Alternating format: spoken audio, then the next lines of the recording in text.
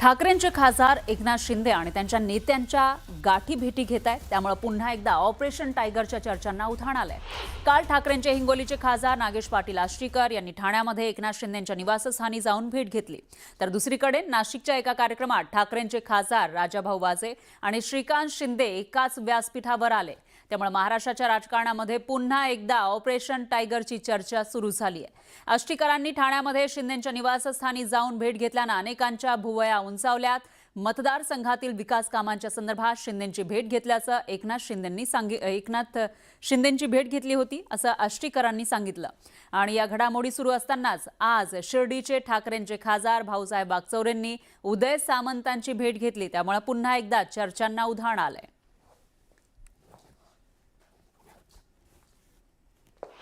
ठाकरेंचे खासदार तुम्हाला भेटायला येत आहेत अचानक। नागेश आष्टीकर काल भेटले, मला मी उपमुख्यमंत्री, नगरविकास मंत्री, गृहनिर्माण मंत्री, माझ्याकडे विभाग असल्यामुळे त्याशी रिलेटेड ज्यांची कामं असतात ते माझ्याकडे येतात। ते सर्वपक्षीय खासदार असतील, आमदार असतील, माझ्याकडे येतात, भेटतात, मी त्यांची कामं करतो। नागेश आष्टीकरांचा विषय हा त्यांच्या मतदारसंघातला निधीचा 100% आहे। वारंवार ते आमच्याशी चर्चा करतात, ते हतबल आहे। अनेक खासदार मग काँग्रेसचे असतील, राष्ट्रवादी काँग्रेसचे असतील, शिवसेनेचे म्हणजे आमच्या शिवसेनेचे ओरिजिनल शिवसेनेचे मतदारसंघातली कामं जी लोकांनी निवडून दिलेले आमच्या आमदार खासदार आहेत करायचीच नाहीत, ही कोणती लोकशाही?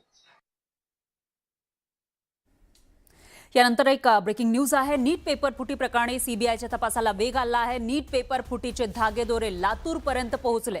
लातूर शहरामध्ये औसा रोड भागामध्ये एका बालरोग तज्ञाचं हॉस्पिटल आहे आणि याच डॉक्टरची सीबीआय कडून सध्या चौकशी सुरू आहे। नीट पेपर फुटी प्रकरणाच्या तपासामध्ये केंद्रीय अन्वेषण विभाग अर्थात सीबीआयनं आता लातूर शहरामधील काही डॉक्टरांवर सुद्धा लक्ष केंद्रित केल्याची माहिती आहे।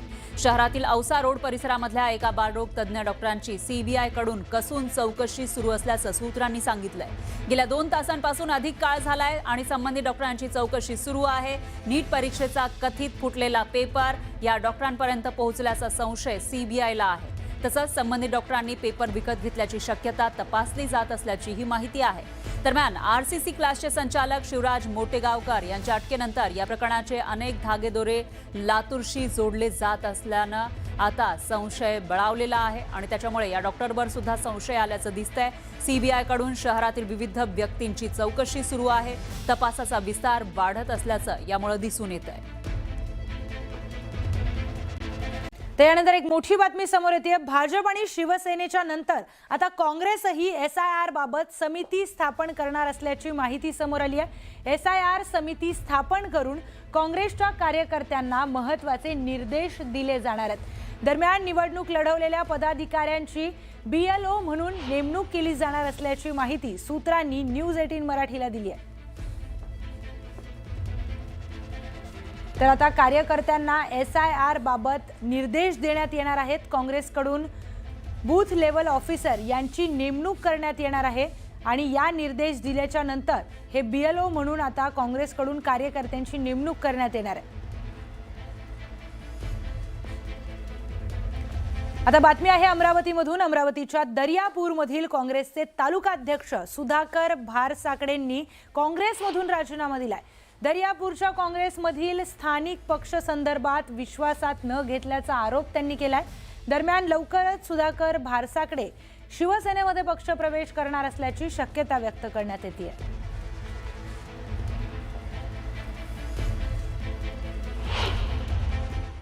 ओबीसी सेलच्या नियुक्त्या झाल्या, अल्पसंख्याक सेलच्या नियुक्त्या झाल्या, अनुसूचित जाती जमाती सेलच्या नियुक्त्या झाल्या। त्याच्यामध्ये मला कुठल्याच प्रकारे विश्वासात घेतलं गेलं नाही। त्या नियुक्त्या नितेश वानखळे आणि खासदार बळवंतराव वानखळे यांच्या मर्जीनुसार झाल्या। मला कुठलीही कल्पना न देता जेव्हा मला माहीत झालं तेव्हा मी अस्वस्थ झालो। म्हटलं हे असं कसं, मी तालुकाध्यक्ष आहे, मला माहीत नाही। त्यामुळं मला असं वाटते की माझं आता इथं काम राहिलेलं नाही, माझ्या नेतृत्वाचा विश्वास राहिलेला नाही। म्हणून मी या सर्व बाबीचा विचार करून आज माझ्या तालुकाध्यक्षपदाचा राजीनामा अध्यक्षांकडे पाठवून दिलेला आहे।